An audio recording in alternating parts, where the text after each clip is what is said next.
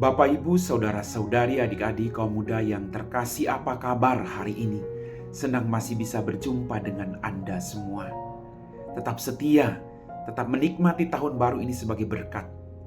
Mari hari ini saya kembali mengajak Anda untuk mendengarkan firman Tuhan. Kita siapkan hati kita. Tuhan bersamamu dan bersama rohmu. Inilah Injil suci menurut Santo Matius. Dimuliakanlah Tuhan. Ketika mendengar bahwa Yohanes Pembaptis ditangkap, Yesus menyingkir ke Galilea. Ia meninggalkan Nazaret dan diam di Kapernaum di tepi danau, di daerah Sebulon dan Naftali. Setelah genap firman yang disampaikan oleh Nabi Yesaya, tanah Sebulon dan tanah Naftali, jalan ke laut daerah seberang sungai Yordan Galilea, wilayah bangsa-bangsa lain. Bangsa yang diam dalam kegelapan telah melihat terang yang besar. Dan bagi mereka yang diam di negeri yang dinaungi maut, telah terbit terang. Sejak waktu itu Yesus memberitakan, bertobatlah, sebab kerajaan surga sudah dekat. Yesus pun berkeliling di seluruh Galilea. Ia mengajar dalam rumah-rumah ibadat dan memberitakan Injil kerajaan Allah, serta melenyapkan segala penyakit dan kelemahan di antara bangsa itu. Maka tersiarlah berita tentang Dia di seluruh Syria, dan dibawalah kepadanya semua orang yang buruk keadaannya, yang menderita berbagai penyakit dan sengsara, yang kerasukan, yang sakit ayan dan lumpuh, lalu Yesus menyembuhkan mereka. Maka orang banyak berbondong-bondong mengikuti Dia. Mereka datang dari Galilea dan dari Dekapolis, dari Yerusalem dan dari Yudea dan dari seberang Yordan. Demikianlah sabda Tuhan.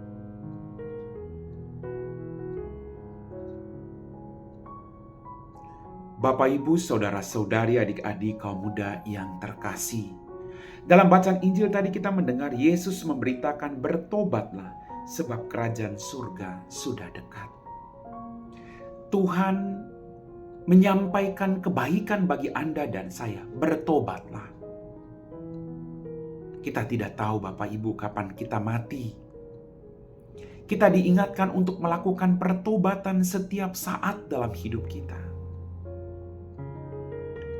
Tujuan Tuhan jelas, agar semua orang yang diselamatkan, agar semua orang yang dekat dengan Dia diselamatkan dan memperoleh kebahagiaan di surga. Sejauh mana kita melakukan pertobatan dalam kehidupan kita? Kita sudah masuk tahun 2026. Mari kita berjuang untuk meninggalkan manusia lama kita.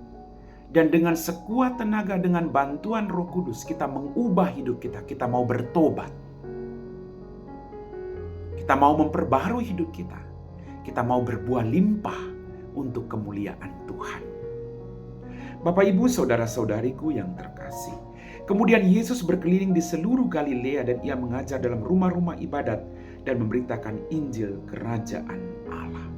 Dia memberitakan Injil kerajaan Allah. Hidup kita juga harus memberitakan Injil kerajaan Allah. Kita harus menjadi Injil yang hidup pertama-tama bagi keluarga kita. Tadi dikatakan bahwa dimanapun Yesus pergi, Dia berjuang untuk melenyapkan segala bentuk penderitaan. Kemanapun kita pergi, kita bercermin dari Yesus. Kita harus bawa damai, bukan permusuhan. Kita harus bawa sukacita, damai sejahtera, bukan sebaliknya. Mari Bapak Ibu, Tuhan membutuhkan Anda dan saya untuk terus menjadi perpanjangan tangannya untuk menyiarkan warta pertobatan dan membawa keselamatan bagi banyak orang. Amin.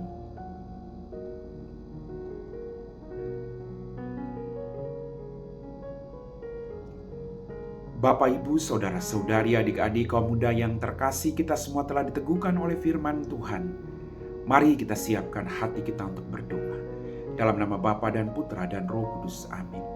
Tuhan, kembali kami bersyukur untuk setiap berkat yang kami terima. Ampuni dosa dan kesalahan kami. Pada kesempatan ini Tuhan, kami berdoa bagi mereka yang sedang sakit baik di rumah mereka maupun di rumah sakit. Utuslah kuasa Roh Kudus-Mu untuk mendampingi mereka.